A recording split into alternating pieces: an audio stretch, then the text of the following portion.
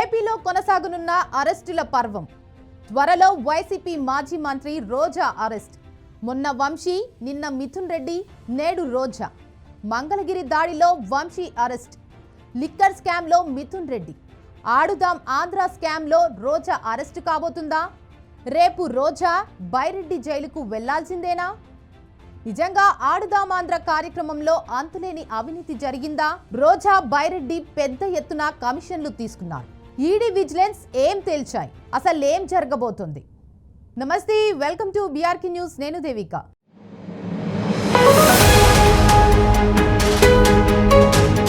ఆటలో అవినీతి. ఏపీలో కీలక పరిణామాలు చోటు చేసుకుంటున్నాయి.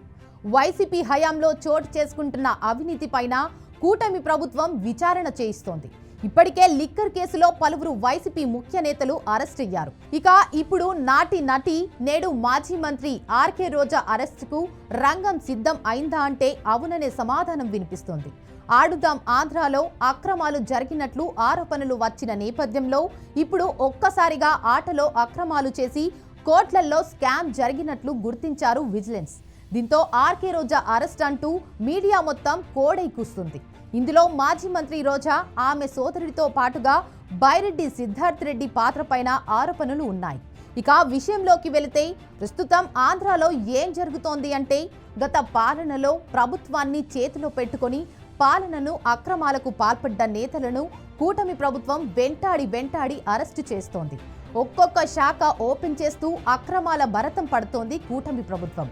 ఇప్పుడు తాజాగా కూటమి ప్రభుత్వం కన్నా ఆడుదాం ఆంధ్ర స్కామ్ పై పడింది. దీంతో ఆ శాఖకు బాధ్యత వహించిన స్టార్ హీరోయిన్ మాజీ మంత్రి ఆర్కే రోజా చిట్టాను ఏపీ ప్రభుత్వం బయటకు లాగుతోంది. కాగా ఆడుదాం ఆంధ్రలో అక్రమాలు జరిగినట్లు, అందులో ముఖ్యంగా ఆ ఇద్దరి పాత్ర అంటే మాజీ మంత్రి ఆర్కే రోజా, ఆమె సోదరుడితో పాటుగా షాప్ మాజీ చైర్మన్ బైరెడ్డి సిద్ధార్థ్ రెడ్డిపై ఆరోపణలు పెద్ద ఎత్తున వినిపిస్తున్నాయి.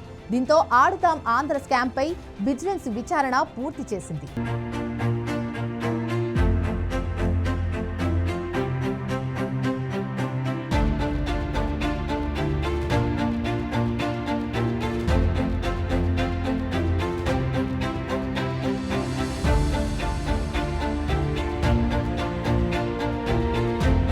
వైసీపీ హయాంలో ఆడుదాం ఆంధ్ర పేరిట వందల కోట్లు ఖర్చు చేశారని, గతంలో ఆడుదాం ఆంధ్రకు 125 కోట్లను ప్రభుత్వం కేటాయించగా, ఆడుదాం ఆంధ్ర క్రీడా పోటీల కోసం కొన్ని జిల్లాలో కలెక్టర్లు అదనపు నిధులు కేటాయించినట్లుగా విజిలెన్స్ తేల్చినట్లు సమాచారం.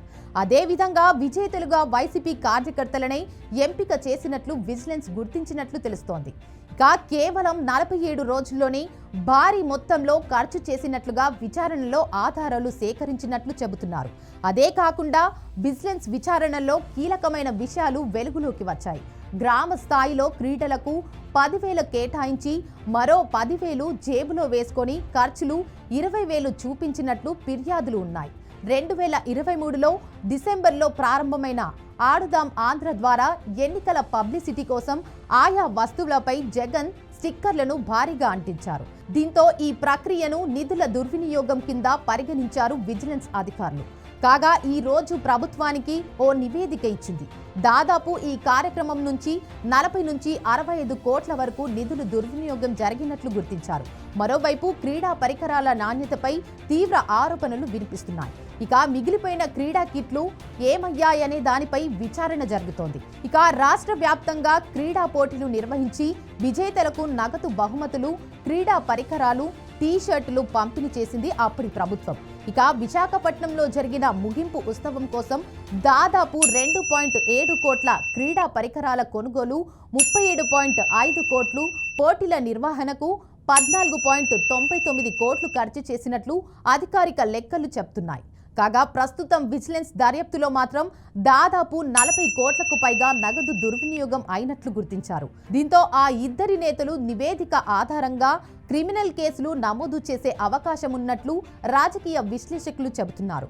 ఇక కూటమి ప్రభుత్వం అధికారంలోకి వచ్చిన తర్వాత కొత్త అధికారులు, మంత్రులు బాధ్యతలు తీసుకునే లోపలే గత ప్రభుత్వపు అధికారులు స్కామ్కు తాలూకు వివరాలను డిలీట్ చేశారని విజిలెన్స్ తన నివేదికలో తెలిపినట్లు సమాచారం.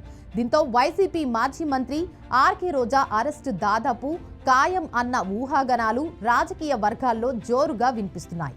కాగా ప్రస్తుతం వీరిపైన ఎలాంటి చర్యలు ఉంటాయనేది రాజకీయంగా ఉత్కంఠ పెంచుతోంది. ఇక కూటమి ప్రభుత్వం గ్రీన్ సిగ్నల్ ఇవ్వగానే ఆడుదాం ఆంధ్ర ఆటగాళ్లకు బేడీలు పడక తప్పదు.